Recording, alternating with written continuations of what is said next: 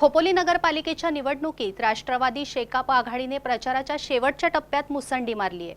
आमदार सुरेश लाड यांच्या नेतृत्वाखाली निवडणुकीला सामोरे जात असलेल्या आघाडीला मतदारांचा मिळणारा प्रतिसाद पाहता पुन्हा एकदा आघाडीची सत्ता खोपोलीत येईल असा विश्वास कार्यकर्ते व्यक्त करताना दिसतात। 5 वर्षात केलेली विकास कामं घेऊन आघाडी मतदारांच्या समोर जात असल्याने मतदार विकासाला साथ देतील असा दावाही कार्यकर्त्यांकडून केला जातोय।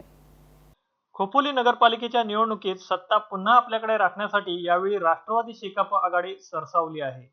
दोन्ही पक्षाची खोपोलीत ताकद असल्याने तसेच 5 वर्षात केलेल्या कामांच्या जोरावर खोपोलीकर पुन्हा आघाडीला संधी देतील असा विश्वास कार्यकर्त्यांकडून व्यक्त केला जातोय। त्या दृष्टीने मतदारांना भेटण्यासाठी कार्यकर्ते उमेदवारांसह प्रभागात फिरत असल्याचे चित्र आहे।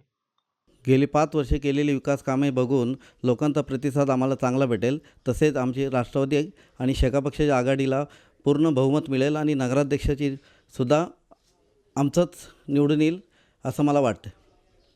खोपोलीतील सर्वच प्रभागांमध्ये राष्ट्रवादी आणि शेकाप आघाडीने उमेदवार उभे केले आहेत। नगराध्यक्ष पदासाठीही सुमन मोहन अवसरमल यांच्यासारख्या लोकप्रिय उमेदवाराला संधी दिल्याने आघाडीचे पारडे जड झाले आहे। आमदार सुरेश लाड खोपोलीत जातीने लक्ष देत असल्याने कार्यकर्त्यांमध्ये विजय मिळवण्यासाठी उत्साह भरलेला पाहायला मिळतोय। शहरातील कार्यकर्त्यांच्या मदतीला तालुक्यातील कार्यकर्त्यांची फौज उभी करण्यात आली आहे।